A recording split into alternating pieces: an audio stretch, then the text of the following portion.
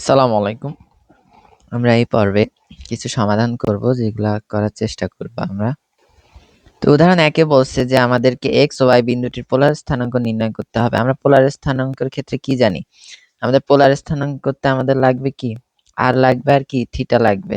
তো r হচ্ছে কি অতিভুজ বা ব্যাসার্ধ আর থিটা হচ্ছে কোণ। তো সেই ক্ষেত্রে আমাদের r বের করব। r টা কি √x² + y², তো এটা বের করছি। আর থিটাটা কি tan ইনভার্স y/x, তো দিয়ে আমরা রেডিয়ানে থিটা বের করছি। এখন সেক্ষেত্রে আমাদের পোলার স্থানাঙ্ক চলে আসছে। উদাহরণ আরেকটাতে দেখি, এখানেও x আর y দেওয়া আছে। সেক্ষেত্রে পোলার স্থানাঙ্কের জন্য আমাদের কি লাগবে? r লাগবে না? r হচ্ছে ব্যাসার্ধ, যেটা √x² + y², সেটা আমরা দিলাম। x এর জায়গায় x এর মান, y এর জায়গায় y এর মান দিলাম। এরপরে থিটাটা কি tan ইনভার্স y/x মডুলাস। তো সেই ক্ষেত্রে আমরা y/x দিলাম যে 1/√-3। এরপর আমরা রেডিয়ানে পেলাম। তাহলে সুতরাং আমরা এটার পোলার স্থানাঙ্ক পেয়ে গেছি 2,5π/6। এখন উদাহরণ 2 এ কি একটি বিন্দুর পোলার স্থানাঙ্ক দেওয়া আছে, x y r দেওয়া আছে এবং কি দেওয়া আছে, এই থিটা দেওয়া আছে। সেই ক্ষেত্রে আমরা কি জানি?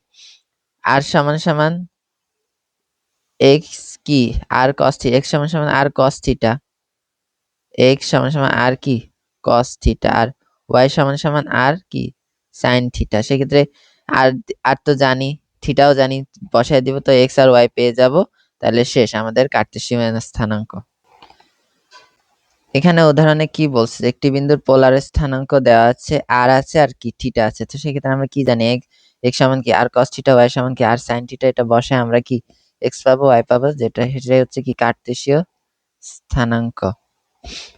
আচ্ছা, তো একটি ত্রিভুজের কৌণিক বিন্দুর পোলার স্থানাঙ্ক দেওয়া আছে, r আছে আর কি থিটা আছে। এই যে r থিটা হলে ত্রিভুজের ক্ষেত্রফল নির্ণয় করো।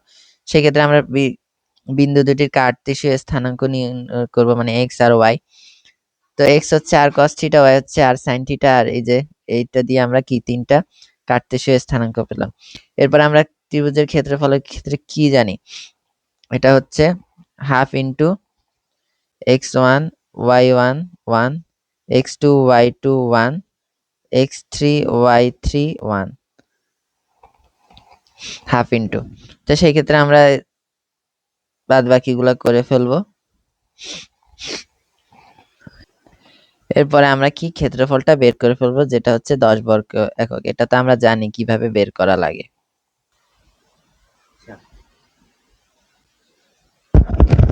তো উদাহরণ 4 এ কি দেখতেছি? x² - 3y² = 1 সমীকরণটিকে পোলারে নিতে বলছে।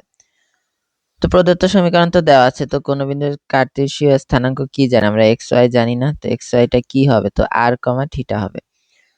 r টা কি জানি? x হচ্ছে r cos থিটা, y হচ্ছে r sin থিটা। এই যে r sin থিটা।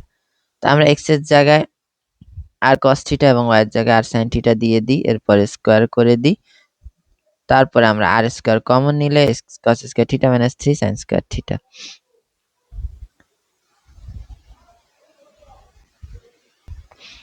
তো cos স্কয়ার থিটাকে আমরা লিখতে পারি 1 - sin স্কয়ার থিটা। তো -3 sin স্কয়ার থিটা আর sin স্কয়ার থিটা, তো যোগ করলে -4 sin স্কয়ার থিটা। আর 1 টা তো 1 থাকলোই, আর r স্কয়ার থাকলো আর 1। আর এটাই হচ্ছে নির্ণয় পোলার সমীকরণ। তো ভিডিও এটা এই পর্যন্তই। দেখা হচ্ছে পরের পর্বে। আসসালামু আলাইকুম।